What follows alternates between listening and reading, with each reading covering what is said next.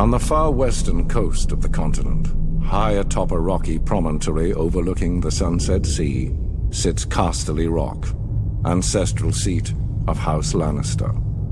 Below it lies Lannisport, one of the great cities of Westeros, a center for trade, culture, and the great Lannister fleet. There are a number of gold and silver mines in the Westerlands, making it the richest region in all of Westeros. One of the most productive mines lies beneath Casterly Rock itself, making House Lannister the wealthiest of all the noble houses. This allows House Lannister to finance many endeavors of other noble houses. Even the king himself has sought credit from Casterly Rock from time to time. We Lannisters claim our descent from the Andal invaders, and through the female bloodline, Lann the Clever. According to the legend, Lann, using only his wits, won Casterly Rock from the noble House of Casterly during the Age of Heroes.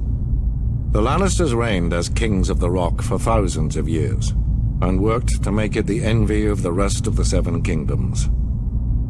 Our time as kings ended, however, when Aegon Targaryen, otherwise known as Aegon the Conqueror, arrived in Westeros with his army.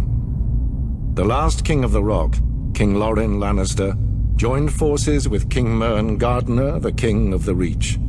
Together, with 60,000 men, they met the Targaryen host in open battle. History tells us that Aegon unleashed all 3 of his dragons, slaughtering 4,000 men at what came to be known as the Field of Fire. King Mern himself was burned alive that day, and House Gardener turned to ash with him. Seeing both the threat and opportunity the Targaryens represented, Loren wisely surrendered and aided Aegon in his further conquest of Westeros. The Lannisters were thus appointed Lords Paramount of the Westerlands and Wardens of the West, titles we hold to this day. Let us be clear, though. It is neither luck nor royal favor that makes our house prosperous. There have been times in our history where some have thought us weak, lazy, or opulent. My father, Titus Lannister, nearly bankrupted our house with his poor investments, and allowed himself to be mocked openly at court.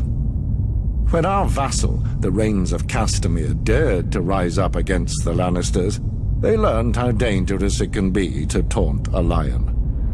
I, Tywin Lannister, led the assault on Castamere to put down this rebellion.